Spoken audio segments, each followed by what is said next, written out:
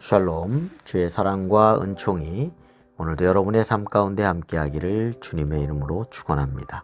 오늘 우리가 함께 묵상하신 말씀은 사사기 17장 말씀이 되겠습니다.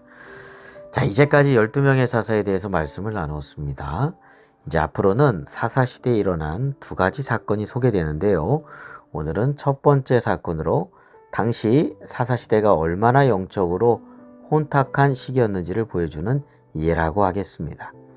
정확하게 사사시대 어느 때인지는 말하고 있지는 않지만 이 시기의 모습을 잘 알 수 있는 사건입니다. 그 내용은 이렇습니다. 미가라고 하는 이름의 사람이 에브라임 산지에 살고 있었는데 그의 어머니 은 1,100을 훔쳤습니다. 그런데 그 어머니가 그 일로 저주를 퍼부어대는데 그 소리를 듣고 스스로 자신의 그 훔쳤다라고 하는 것을 이 아들이 고백을 합니다. 그런데 어머니는 오히려 그 고백을 듣고 책망하기보다 복을 빌어줍니다. 그리고 자신의 아들 미가를 위해서 은 200으로 우상 신상을 만들어서 집에 둡니다. 신상도 갖추어 놓았으니 에봇과 드라빔과 같이 당시의 우상 숭배 도구까지도 갖추어 줍니다. 그리고 미가는 자신의 아들이 아론 자손이 아님에도 제사장으로 삼아버립니다. 그런데 미가의 어머니는 우상 신상을 만들 때 여호와께 거룩히 드리노라 이렇게 생각을 합니다. 참으로 이해할 수 없는 혼탁한 당시의 영적 상태를 보여주고 있습니다.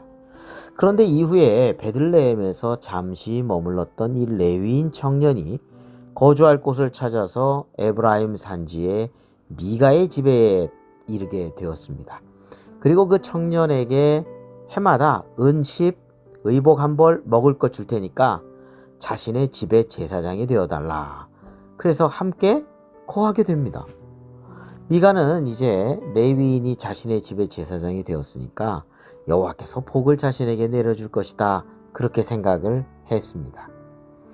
그러나 레위인이 모두 제사장이 되는 것이 아니라 아론의 자손이 될 수 있는데 이런 것들은 다 무시해버리는 거예요. 율법도 다 무시하고 그냥 자기가 믿고 싶은 대로 자기의 뜻대로 자기의 욕구대로 행하는 것이죠. 자, 또한 레위인이 있어야 될 자리가 성전이죠. 네. 지금 이때는 성전이 있지는 않았기 때문에 실로에 언약궤를 모시고 있었습니다. 그러니까 실로에 있었어야 되는 것이죠. 근데 그는 방황하면서 거주할 곳을 이리저리 떠돌아다니고 있습니다. 사실 실로가 에브라임 근처에 가까이 있었거든요. 자, 오늘 본문에서 우리는요, 영적으로 혼탁해진 이 사사시대의 모습을 보게 됩니다. 사사시대의 이스라엘 사람들은 외적으로는 하나님께 드린다, 또 하나님을 섬긴다, 이러한 생각을 가지고 있었어요. 제사장을 세워놓는다.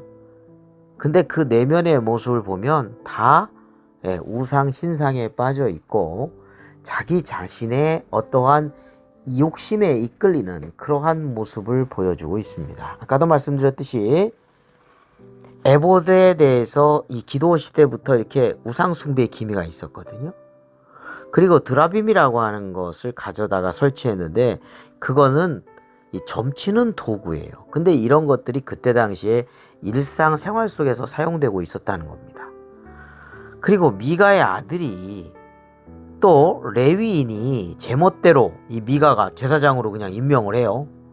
하나님의 말씀과 전혀 상관이 없는 그런 잘못된 방법으로 지금 자기들의 어떤 욕망과 이 세상에서 어떤 잘 되는 어떤 것들을 추구하고 있는 모습이죠.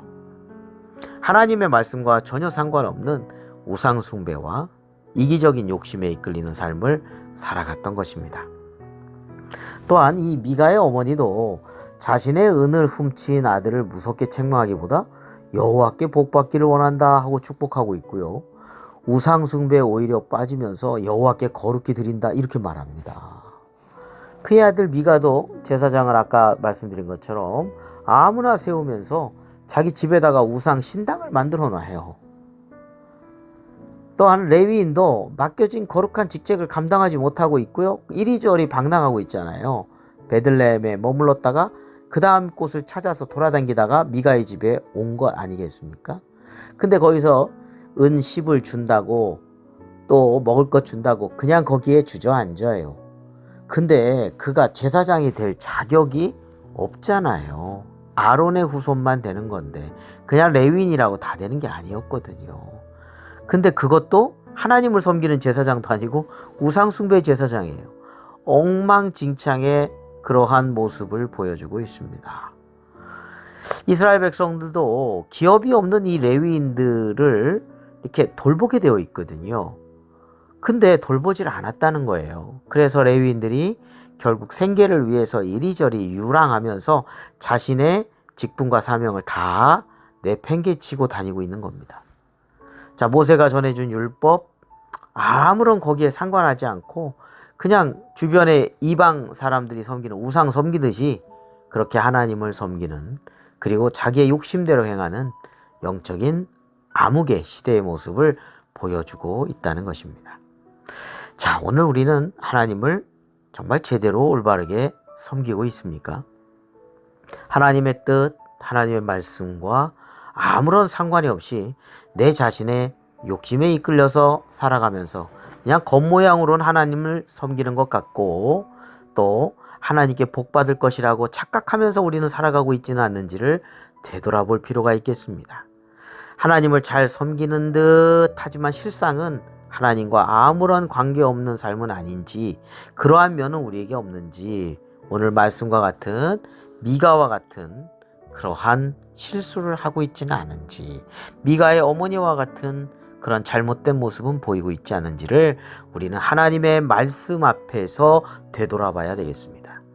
그래서 우리는 하나님의 말씀 또 하나님의 뜻을 성경을 통해서 올바로 이해하고 그리고 하나님을 정말 사랑하고 섬기는 진실한 믿음의 삶이 되어야 하겠습니다.